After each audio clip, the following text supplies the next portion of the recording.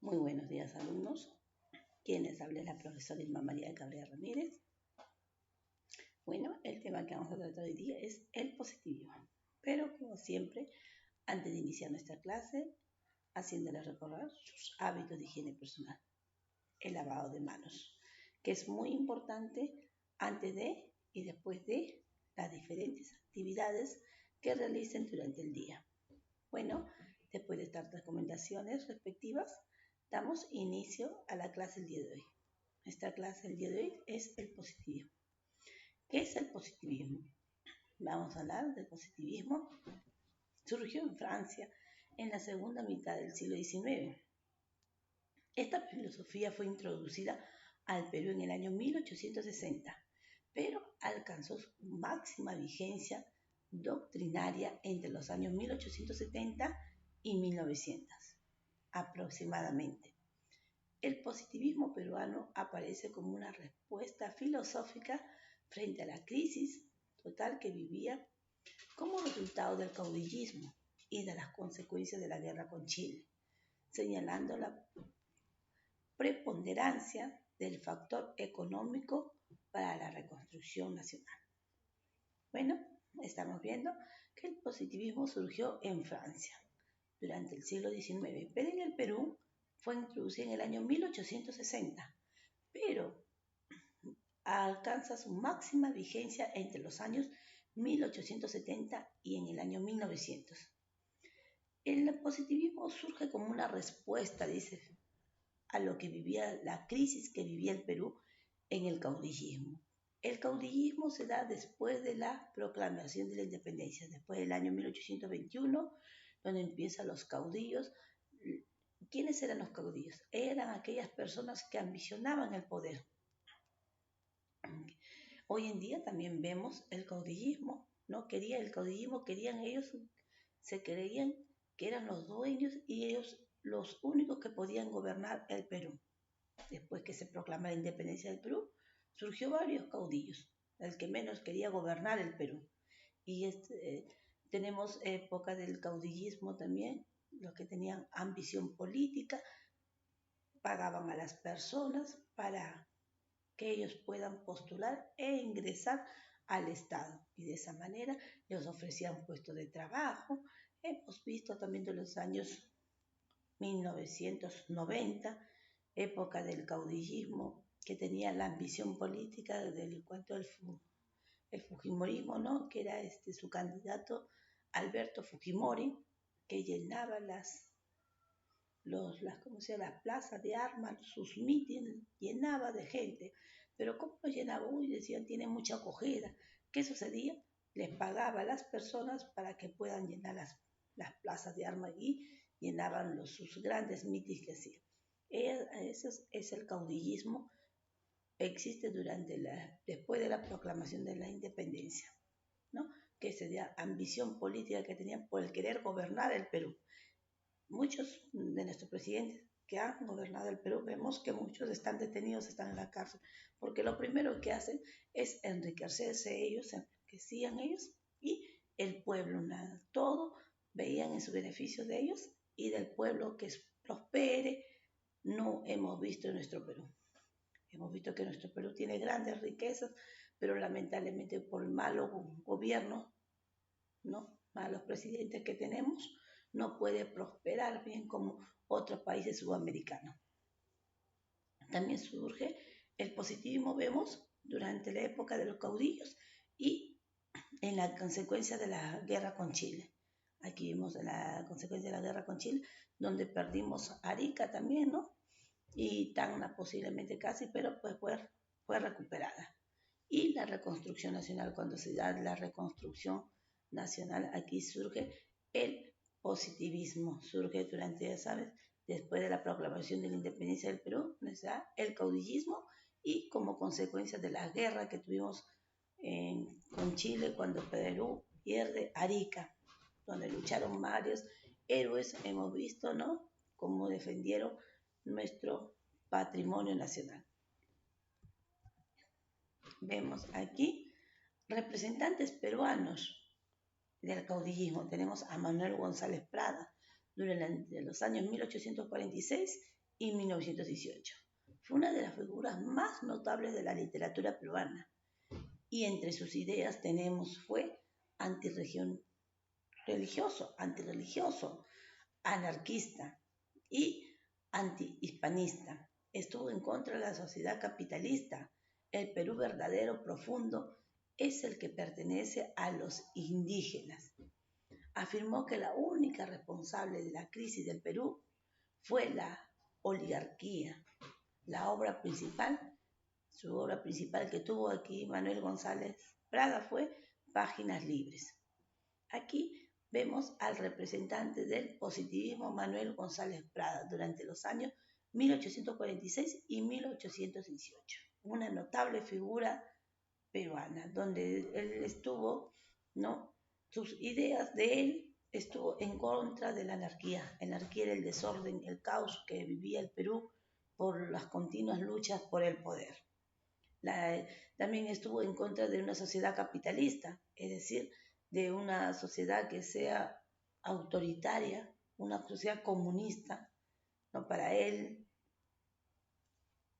el capitalismo era lo principal, en contra del capitalismo, ¿no? La sociedad capitalista, donde aquí podemos ver la lucha del poder que tenía el Perú, ¿no? Hoy en día vemos dos tipos de gobierno, que tenemos el gobierno comunismo y el gobierno capitalista. El comunismo, ¿qué quiere decir? El comunismo es un gobierno antidemocrático, donde no hay democracia. Pero cuando hablamos de una sociedad capitalista, hablamos de una sociedad donde hay democracia, una libertad de expresión.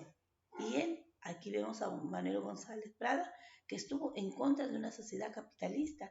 Entonces, aquí su idea de Manuel González Prada era partidario con el comunismo, es decir, un gobierno autoritario, como lo vemos hoy en día en Rusia y en China. Ese tipo de gobierno tiene, ¿no?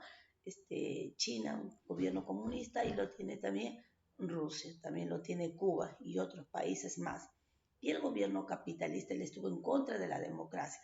No era partidario mucho con una democracia que debería haber en el Perú. Y decía que el Perú verdadero profundo le pertenecía mayormente a los indígenas. Afirmó la crisis que vivía el Perú en ese momento, la oligarquía. Su obra principal de Manuel González Prada, tenemos las Páginas Libres. También tenemos aquí movimientos socialistas y representantes. También tenemos aquí a José Carlos Mariátegui durante los años 1895 y 1830. Mariátegui expuso sus ideas sobre la sociedad peruana, especialmente en su obra Los 7 ensayos de interpretación de la realidad peruana. Él nos hablaba lo que vivía realmente en ese entonces el Perú. En ellos se explicaba el método del materialismo histórico de Marx para interpretar nuestra historia y señalaba los cambios de la transformación de la sociedad en su obra Los 7 ensayos de la literatura peruana. Aquí José Carlos Mariátegui, durante los años 1895 y 1930, especialmente él se basaba que la sociedad peruana lo basaba en su obra Los 7 ensayos. Nos hablaba en Los 7 ensayos, nos hablaba cómo era la realidad de nuestro Perú, qué es lo que estaba viviendo nuestro Perú entre los años 1895 y 1930. En ella nos explica el método del materialismo histórico de Marx, ¿no? Aquí Marx nos hablaba de una sociedad libre. Acá nos habla Carlos Marx acerca de la historia y los cambios que presenta una sociedad, ¿no? Él estaba hablando sobre todo en su obra Los 7 ensayos acerca de la realidad que vivía nuestro Perú durante los años 1895 y 1930. Tenemos también aquí a Víctor Raúl Haya de la Torre durante los años también 1895 y 1979. Trató de adaptar la doctrina marxista a la realidad latinoamericana. Para Haya de la Torre, cada pueblo debe gozar la conciencia de su espacio y de su tiempo, pues un mismo tiempo no es aplicable a todos los espacios y la visión que ofrece la realidad histórica es relativa. Elaboró una filosofía de la historia en sus libros El antiimperialismo y el APRA, espacio de tiempo histórico. Tenemos aquí a Víctor Raúl Haya de la Torre, fundador del Partido Aprista Peruano, ¿no? Él también trató de adaptar la doctrina de Marx, donde Marx nos habla tanto del proletariado como la burguesía, Carlos Marx, ¿no? Acá el proletariado era el pueblo y la burguesía, las clases altas, la explotación que hacía realmente la clase alta hacia el pueblo. También trató de aplicar acá, de explicar y adaptar la doctrina de Carlos Marx, porque eso es lo que se está viviendo en nuestro Perú, la lucha del proletariado, que era el pueblo, y la burguesía, aquellos empresarios que tenían dinero y como tenían el dinero explotaban a la gente, realmente a la gente de trabajadora. Aquí allá de la torre, trata de cada pueblo debe de lograr la conciencia de su espacio y su tiempo, pues el mismo tiempo no es aplicable a todos los espacios.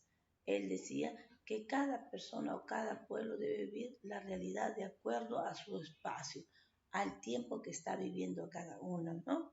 Y la visión que ofrece la realidad histórica es relativa. Una visión a veces lo que la sociedad nos da, entonces cada ser humano se debe de adaptar su conciencia que tiene al espacio y el tiempo que está viviendo, el momento que está viviendo. Un mismo tiempo no es aplicable a todos los espacios. Es decir, que si nosotros, por ejemplo, en este momento estamos viviendo una época de la pandemia, ¿no? de temor, sobre todo la población que tiene al momento de salir y el no querer contagiarse, entonces cada uno tiene que vivir su espacio en su tiempo y tiene que analizar cómo puede vivir durante ese momento en la sociedad, ¿no? Cada tiempo, cada espacio es diferente al otro. Por ejemplo, una vez que pase esto de lo que es la pandemia, pasamos al siguiente año, al próximo año ya es diferente la realidad. La realidad ya es diferente, ya con las vacunas, el ser humano más protegido y la vida va a ser un poco diferente a la que estamos viviendo hoy en día. Eso es lo que trataba de explicar Haya de la Torre acerca de cada ser humano, el espacio y el tiempo que vive en cada época. También tenemos la filosofía entre los años 1940 y 1960. Francisco Miro Quesada, entre el año 1918, considera que la filosofía científica es la teoría de los principios, basados en la razón. Concibe a la solidaridad como un valor histórico concreto y considera que la persona humana es un fin en sí misma, el humanismo. Él aquí se basa ya en cuando surge el humanismo, donde el ser humano empieza ya lo que es a elaborar lo que es la ciencia, ¿no? Porque como tenemos nuestros conocimientos, el Perú y todo el mundo vivió la época de la monarquía, el rey, la autoridad, la única autoridad que era el rey. Después que pasan de la Revolución Francesa y que se dan los primeros derechos humanos, entonces ahí empieza ya el ser humano a prosperar y ya empieza lo que es la tecnología, la ciencia, al decir, ¿no? Estamos hoy en día aquí. ¿Y qué es lo que ha dado vida a todo lo existente? Empieza a investigar el ser humano, la ciencia y empieza a resplandecer bastante en lo que es el humanismo. Y todo se basa en la razón, ¿no? A través de las experiencias y la tecnología que llevan las prácticas, las teorías, entonces llegaban a la razón, es decir, por qué el objeto es de esta manera y no es de la siguiente, ¿no? Ahí ya todo el hombre lo que usa mayormente es la tecnología. Por eso Francisco Miro Quesada considera más bien la filosofía científica. Acá el uso de la tecnología, pero siempre basándose en la razón acerca de las prácticas, en el querer uno, el ser humano, el querer experimentar y poder llegar al origen de las cosas, es decir, la razón, ¿no? Aplicando la razón. Tenemos a Francisco Miró Quesada y la filosofía entre los años 1960 y 1980 tenemos a Augusto Salazar Bondy. Considera que la filosofía latinoamericana presenta las siguientes características. Tiene sentido imitativo, es la receptividad universal, ausencia de aportes originales, existe un sentimiento de frustración intelectual. Hay un divorcio entre la filosofía y el pueblo. Tiene como causa principal al subdesarrollo y dependencia de nuestra sociedad. Su obra principal, Historia de las Ideas en el Perú. Aquí Augusto Salazar Bondy considera la filosofía latinoamericana, la considera como que tiene un sentido imitativo, es decir, que imitamos a los demás países. Ausencia de aportes originales, que es decir, que cada país no aportaba su esencia originalmente. Existe un sentimiento de frustración, dice intelectual, hay un divorcio entre la filosofía y el pueblo. Es decir, que el pueblo no analiza bien lo que es, ¿no?, el origen de las cosas, porque la filosofía, el por qué, cómo, cuándo. Es decir, que la filosofía siempre trataba de llegar al origen de las cosas. Tiene como causa principal el subdesarrollo y dependencia de la sociedad. Es decir, que la sociedad no prosperaba, siempre se sentía un poco dependiente, ¿no? Y lo trata sobre todo en su obra Historia de las Ideas del Perú. También tenemos aquí a la filosofía actual. ¿Cómo es la filosofía hoy en día? A partir del año 1980, ahí se considera la filosofía actual. Comienza a desarrollarse principalmente las ideas del neoliberalismo, cuya mayor fuerza es a partir del año 1990. El neoliberalismo tiene como principales bases filosóficas el neopositivismo y el pragmatismo. Un principal soporte social es la pequeña burguesía. Se imponen valores como el utilitarismo, el ser humano es considerado útil de acuerdo a su rendimiento físico e intelectual. El proceso económico es determinado por las leyes de la oferta y la demanda. El Estado vende las empresas estatales, privatización y se ocupa muy poco de la crisis por lo que atraviesa la sociedad. Existe una sobrevaloración de la ciencia y la tecnología, a la filosofía, todo en una concepción científica. La filosofía actual, ¿de qué no habla realmente la filosofía actual? ¿De qué trata? Empieza entre los años 1990. Ahí el neoliberalismo. ¿Qué quiere decir neoliberalismo? Un país neoliberal es libre comercio, libre mercado. Hoy en día, por ejemplo, antiguamente no era así. El neoliberalismo, o sea, vamos a hablar. Cuando íbamos al mercado, si en una tienda el arroz estaba a 3 soles, es decir, que en todas las tiendas iba a estar 3 soles. Pero hoy en día somos un país neoliberal. ¿Qué quiere decir neoliberal? Libre comercio, libre mercado. Si nosotros vamos a una tienda, compramos el arroz a 3 soles el kilo, en la otra tienda puede estar 3,50 o en la otra tienda 4 soles o 4,50. Quiere decir que no hay un precio fijo para los productos. Cada tienda le pone el precio al producto el que cree conveniente. Y eso es lo que han dado los presidentes hoy en día. Antiguamente no era así. Si la papa nos costaba acá 1 sol, quiere decir que costaba 1 sol en todas las tiendas. Hoy en día no es así. Vemos el producto, la papa la compramos aquí de repente en nuestras tiendas hasta 2 soles. En la otra tienda 1,50 sol, en la otra tienda 1 sol y así sucesivamente. Eso es lo que se ha dado hoy en día con el neoliberalismo que se ha implantado, producto de los antiguos gobiernos que tenemos nosotros, neoliberalismo. libre comercio, libre mercado, ¿no? El neopositivismo, el pragmatismo que se da la imposición de las cosas. Y también estamos viendo que aquí el ser humano es considerado utilitarismo, es decir, el ser humano es considerado útil de acuerdo al rendimiento físico e intelectual. Vemos realmente al ver a algunas personas que les contratas en las empresas, si te desenvuelves bien, tienes el empleo. Lamentablemente las personas que no se desenvuelven bien o no tienen un estudio o no tienen una capacitación, no pueden desempeñar los diferentes puestos que se dan en las empresas. Esa es la filosofía actual que se está viviendo. También vemos el proceso económico, en la economía cómo está, en la oferta y la demanda.